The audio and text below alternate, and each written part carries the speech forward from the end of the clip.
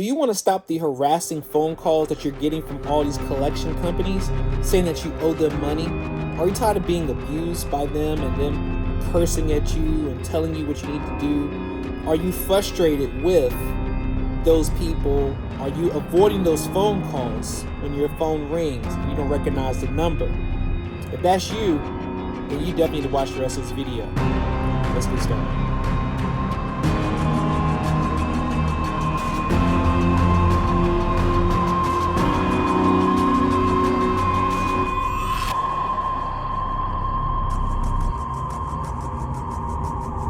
All right, thank you all for watching. This is J Knows Credit back with another video. Thank you for all my subscribers, and I want to thank you for taking the time to watch this video. Now, first of all, I do want to apologize for the graininess of this video. I am using a front-facing camera and not feeling so well, but I did want to give you this information today. I didn't want anything to delay that from you all getting information. So even though I'm in my bed, you can see my headboard back here, and a picture of me and my wife up there.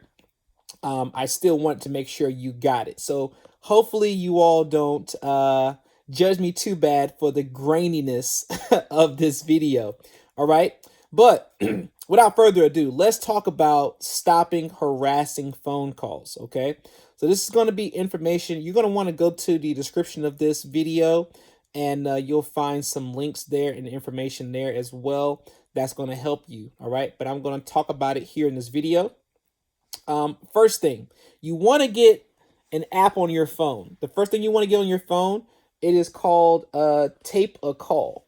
Now, let me make sure I cut down the brightness here of my phone so you can see. All right.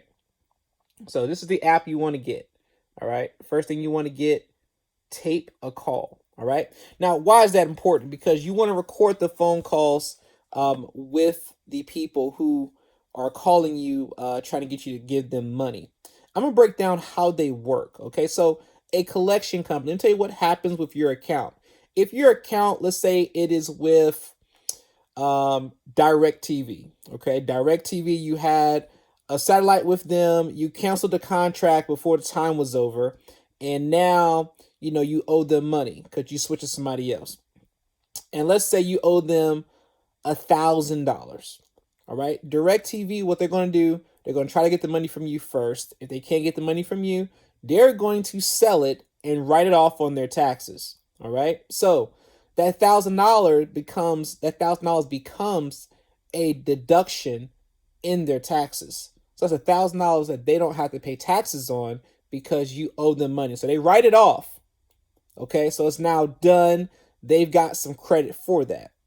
What they do is after that is they sell it to a collection company for pennies on the dollar. So let's just say this $1,000 account, they sold it to Portfolio Recovery for $100. Okay. Even though the debt is $1,000, they've sold it to them for $100. All right. So that company stands to make possibly $900 by collecting it from you if they can. So they'll call you and tell you all these things and try to get you to spend the money, maybe set up a payment plan, you know? So you might get a call, somebody might say, hey, this is such and such a Portfolio Recovery. You owe us $1,000. How do you want to take care of this payment? And they're going to call you around, especially around the tax season time, because they know that you have money at that time. They know that people are getting refund checks. You might not have heard about anything over months and months and months of time, and then come January, February, you're getting all these calls and messages and emails about what you owe a collection company. And that's because they know that people are more willing to pay it around refund check time because they don't want to have anything hurt their credit from getting a car, a house, and things like that. So very, very smart way to do it. But let's go back to the example. So you got the $1,000 collection, and it was sold for $100. Now, when the company calls you, they have a representative that they hire. That representative gets paid a commission based on what they collect from you. So they might have a basis of how much that particular, for that particular account, how much they're willing to take. Okay. So the person on the phone job is to get as much money from you as possible because that's how they feed themselves, feed their kids, take care of their family. So they're going to say whatever they got to say in order to get you to spend the money. All right. So let's say, for example, the company has a basis of like, they want to get at least $500 out of you, out of that. Okay. And so the person on the phone might get you to agree to pay the full $1,000 over time. Okay. Automatic draft, taking one payment today, something like that. Or they might get you to make that payment for a lower amount if you take care of it like that day. So they might say, okay, you got $1,000 account. If you give us $725, then we'll close it out for you. Okay. But I just want to let you know what they're doing. It still goes on your credit report. It still shows up as a closed account, and they put notations up there that you didn't pay the amount that you owed. So that also looks negative on your account. The only time you even want to pay any collections, by the way, is if they give it to you in writing in their letterhead stating that they're going to remove it off your credit report. So if you have to get something removed, then that's the way to do it. Okay. So now you like, Jay, what does this have to do with the harassment? I got you. I just want to flow. I just want you to understand how these actual companies work. So that way, you know, when they call you, that you know why they're calling. You know what the point of them calling you is, and you know how everything has come about and why they are calling you and not the company themselves. All right. So that person is trying to make their money. They're trying to get you to agree to making that payment. But the problem is that they don't always go about it in the right practices. And they have to follow the laws when it comes to debt collection. They have to follow certain guidelines. They can't say certain words or certain phrases in order to collect the money. They can't threaten you. They cannot harass you.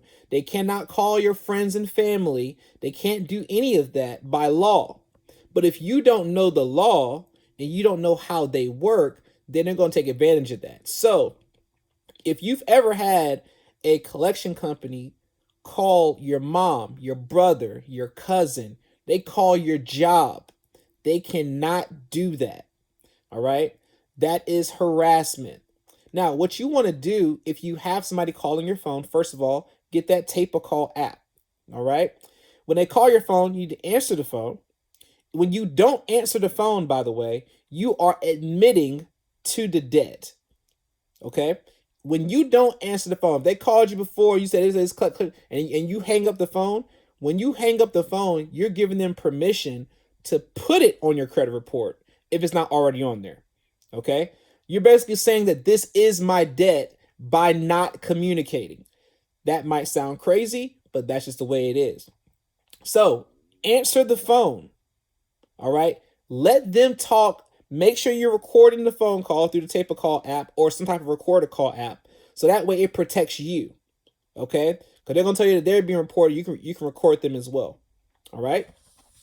So now, when they call you, make sure they say all the information about their company, about who they are, what their name is, about what their associate name is, or something like that, associate ID or whatever like that they have with the company.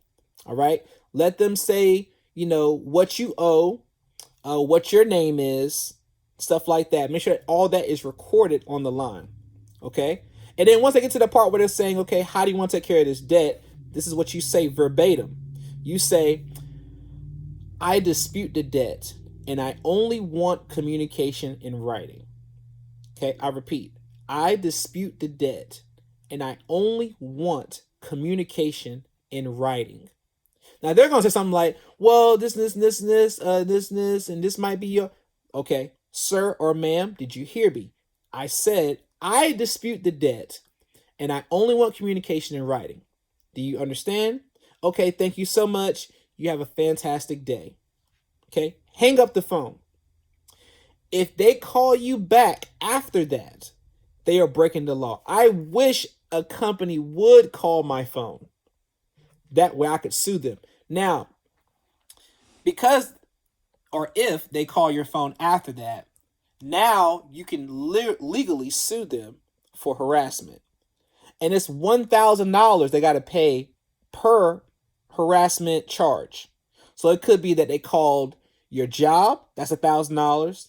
It could be that they cursed at you, that's $1,000. It could be that they said 5 curse words to you, that's $5,000. They could have says something derogatory to you besides a curse word. It could be a certain phrase like "you stupid" or "you going to HELL" or anything like that. You need to take care of your debt, like all that kind of stuff. Like, it's not their job to do that, and they are breaking the law into the harassment. So they're usually going to settle out of court. They're going to settle within about 6 weeks to 8 weeks before it really goes into a court system, because that's going to hurt their company. So all you have to do, have this recording. If this does happen, you can get a local credit lawyer. You can talk to one, get a consultation with them, and bring your recordings. Because in the recordings in my app with Tape a Call, it records not only the phone number that was called, it records the time and the date, all that information about that particular call. So there's no reason why they can't say that they didn't call. You have them on the phone, even if they change their phone numbers or they change them all the time. It shows what numbers it called from. That can be tracked back to them where if they had it at that one point in time as an outgoing call. So there's no way that they can get around it to where you cannot sue them and make bank, depending on how big your harassment is. Okay, so you can look up, get you a nice credit lawyer in order to help you with that. If you want to talk to one beforehand, you definitely can. If you're already going through this, just wait for them to call again and record that phone call. And they have to legally stop calling you after you tell them to that you only want communication in writing. That means they can only send you information in writing. Now, even after I say that and they ask me what my address is, you should have my address. I don't have to give you my address. I'm not giving you my address for what? If you say I owe this debt, you should know where I live. So you need to send me the information about what debt I owe based on where I live at this address. Because maybe it could have been something that I didn't do. Because I don't even know what debt you're talking about. Okay? So don't give any other information. Don't give social security numbers over the phone. Don't do none of that. You have them repeat what they have. Okay, what do you have? Tell me what you got. All right? And, if you want to go deeper into the conversation, you can. But for me, I just say yes. They'd say it's, is this Jay? Yes, this is Jay. How can I help you? So it's me. I'm telling you it's me on the phone. But I'm also telling you on the phone that it's not my debt. It is not my debt. So that will automatically stop harassment calls after you say that phrase. And if it doesn't, look forward to making some big money. And like I said, I'm going to put some links here in the description if you want to see the information as far as, local credit lawyers and things like that. And, things that'll, help you with this process. I will also put a link to the app that I use if you want to get that particular app. I don't make any compensation from that. It's just, it's just there. As well as, you can follow me on Instagram at jknowscredit.com. And feel free to subscribe if you like this information in this video. Subscribe, like, leave a comment, and hopefully you don't pick on me being in a bed with a hoodie on, because I just love hoodies. All right. But thank you all for watching. Please subscribe, please like, please share. And thank you for your continued support here on YouTube. Y'all have a fantastic day, and see you guys next time. Don't forget, credit is queen.